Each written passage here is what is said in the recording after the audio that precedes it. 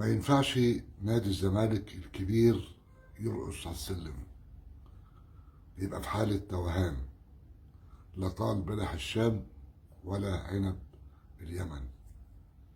اللي حصل انه الزمالك فعلا رقص على السلم، لا كمل بطولة الكاس ولا خرج منها وقعد جنب النادي الاهلي يعني يستريح. حالة الغضب الكبيرة اللي بتشوفها جماهير الزمالك او الاوساط الرياضية بشكل عام اللي بتتابع واحد من اكبر اندية مصر، مش عاجبها الوضع. اخطاء كتير.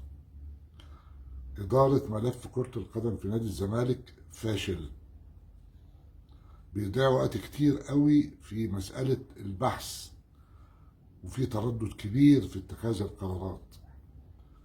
الزمالك كان المفروض ان هو يطلع من هذا الموسم بانطباع كويس. مش مهم البطولات زي ما الناس بتتكلم، المهم ان يبقى في اداء مقنع للشارع يخلي الناس تقول لا الناس دي حاولت. لكن لم تشهد الساحة اي محاولات مرضية، بدليل اللي حصل في كاس مصر. مدرب جوميز مدرب بايع القضية ومدرب فاشل، دي من وجهة نظري الشخصية. لم يقدم شيئا لنادي الزمالك. بيتكلموا على الكونفدرالية، الكونفدرالية يعني كانت حاجة رباني بدعوات جماهيرية.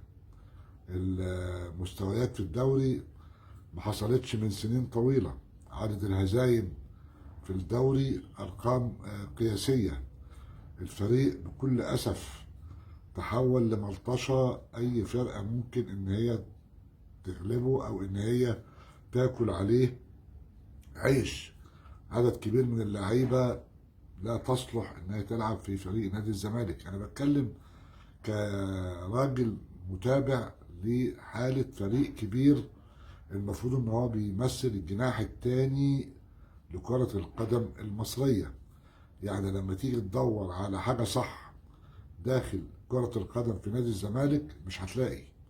وإذا حاولت تدور على بعض القرارات اللي خدها مجلس الإدارة بشكل إيجابي تساعد على إن هذا الفريق يعود، ما أنت شايف القيد قرب ينتهي، والمسألة ليست في التعاقد مع صفقات.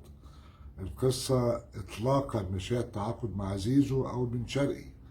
القصة النهاردة في حالة فريق بيعاني من انهيار، والزمالك ما هواش محتاج هذا العدد الكبير من اللعيبة عشان يقف على رجليه.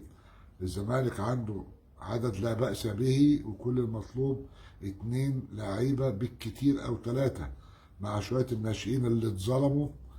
وهنا برضو مفروض انه مسألة اللوم لا توجه للعيبة بتترمي في النار وتقول له يلا اديها على بركة الله. لا، اللي حصل ان اللعيبة دي مظلومة. ليه؟ لأن القرارات التي اتخذت بشأنها قرارات غلط. طيب كيف الخروج من المأزق؟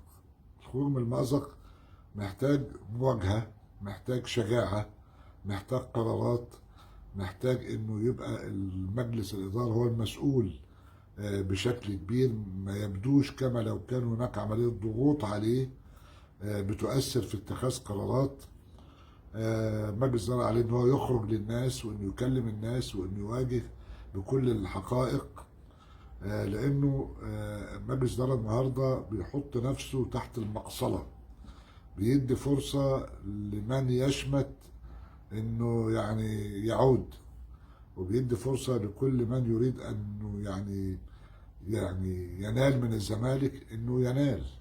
وبصراحة كل الاشكال وكل الاوضاع وكل الاحوال بتشير الى ان ادارة الزمالك بنفسها يعني بتقدم نفسها على طبق يعني من فضة لمن يريد ان ينال منها. موقف مش سهل، وبعتقد ان القصة دي مع بداية موسم لازم يبقى فيه بعض القرارات المقنعة مش للجماهير.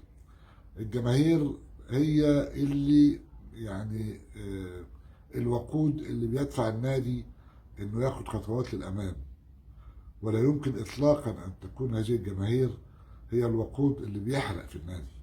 يعني هي معادلة عايزة شوية حسابات يعني وقرارات سريعة وحاسمة، لأنه اللي بيحصل لأندية جماهيرية كتيرة خدت لورا، ما ينفعش الكلام ده يحصل مع الزمالك، ولا ينفع إطلاقا إن نادي الزمالك النادي الكبير إنه يرقص على السلم. شكرا لحضرتك.